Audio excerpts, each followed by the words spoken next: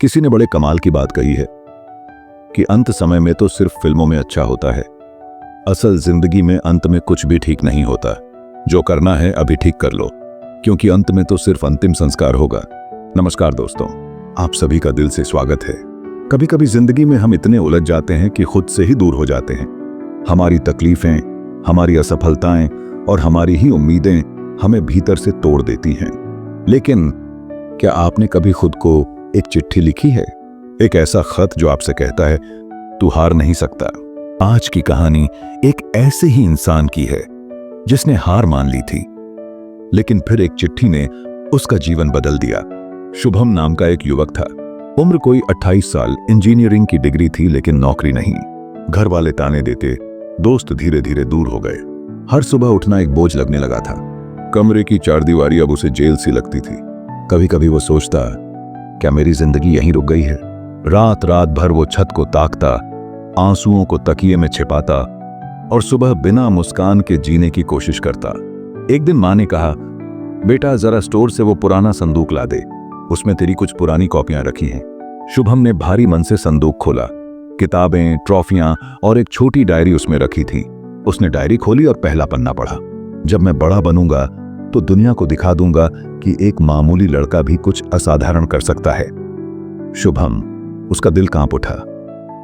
क्या यही मैं था? क्या मैंने वाकई ऐसा सोचा था?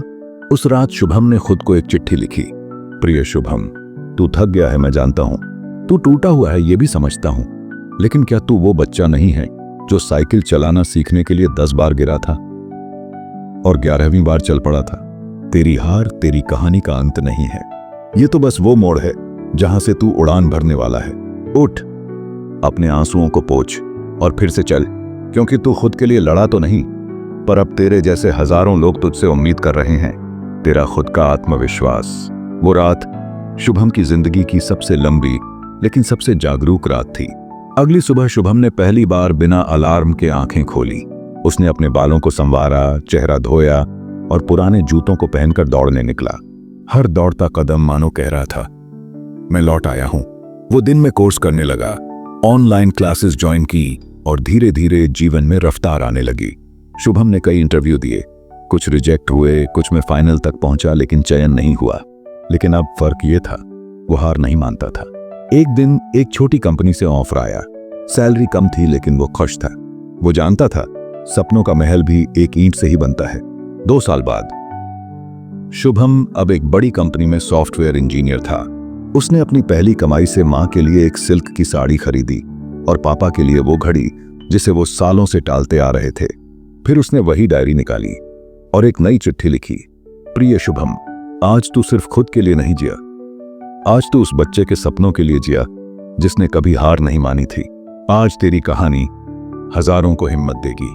बधाई हो, तू खुद को पा चुका है।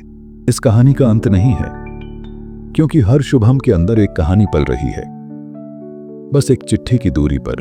अगर आप भी टूटे हैं, थके हैं और उम्मीद खो बैठे हैं, तो आज रात एक चिट्ठी खुद को जरूर लिखिए। शायद वहीं से आपकी नई शुरुआत हो। मिलते हैं दोस्तों अगले वीडियो में। अगर वीडियो पसंद आया हो तो लाइक और शेयर करें।